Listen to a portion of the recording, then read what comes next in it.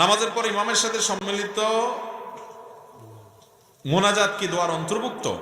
এ বিষয়ে আমরা কিছু আলোচনা আজকের বক্তব্যের মধ্যে বলে ফেলেছি, তারপরেও সংক্ষেপে একটু বলি। যেহেতু প্রশ্ন এসেছে, আমাদের নবী করিম সাল্লাল্লাহু আলাইহি সাল্লাম নামাজের পর দুদিক সালাম ফিরানোর পর ইস্তেগফার পড়তেন 3 বার, আস্তাগফিরুল্লাহ আস্তাগফিরুল্লাহ আস্তাগফিরুল্লাহ।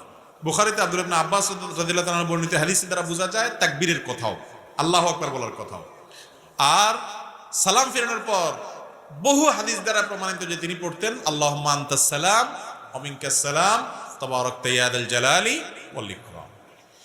এর ছাড়াও আয়াতুল কুরসি, সূরা ইখলাস একবার, সূরা ফালাক একবার, সূরা নাস একবার, লা ইলাহা ইল্লাল্লাহু ওয়াহদাহু লা শারীকা লাহু লাহুল মুলকু ওয়া লাহুল হামদু আলা কুল্লি শাইইন কাদির এটা একবার, আল্লাহুম্মা আইন্নি আলা যিকরিকা ওয়া শুকরিকা ওয়া হুসনি ইবাদাতিকা এটা একবার।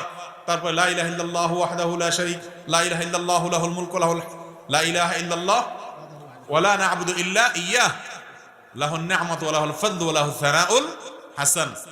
এরকম অনেকগুলো দোয়া এবং জিকির নবী করিম সাল্লাল্লাহু আলাইহি ওয়াসাল্লাম নামাজের পরে করতেন।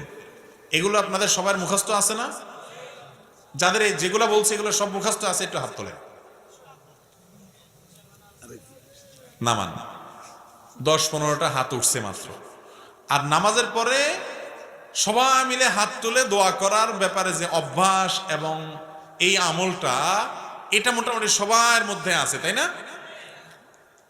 নবী করিম সাল্লাল্লাহু আলাইহি সাল্লাম সালাম ফেরানোর পরে যে দোয়া জিকিরগুলো করতেন হাদিসে প্রমাণিত, এবং সেই দোয়া জিকিরগুলো যে তিনি করতেন এই ব্যাপারে দুনিয়ার কোনো আলেমের দ্বিমত নাই। হানাফি, সালাফি, গায়রে সালাফি বা আপনার এমনকি আপনার বেদাতি, সুন্নি যত আছে কোনো আলেমের দ্বিমত নাই, কারণ দ্বিমত করার সুযোগ নাই। অসংখ্য হাদিসে আসছে নবী সাল্লাল্লাহু আলাইহি সাল্লামের পরে দোয়া জিকিরগুলো করতেন।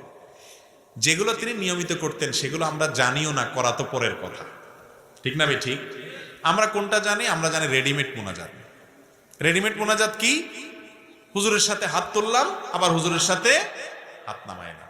ভাইরা আমার, নবী করিম সাল্লাল্লাহু আলাইহি সাল্লাম বৃষ্টি প্রার্থনার সময় বিশেষ সময় সম্মিলিত দোয়া করেছেন।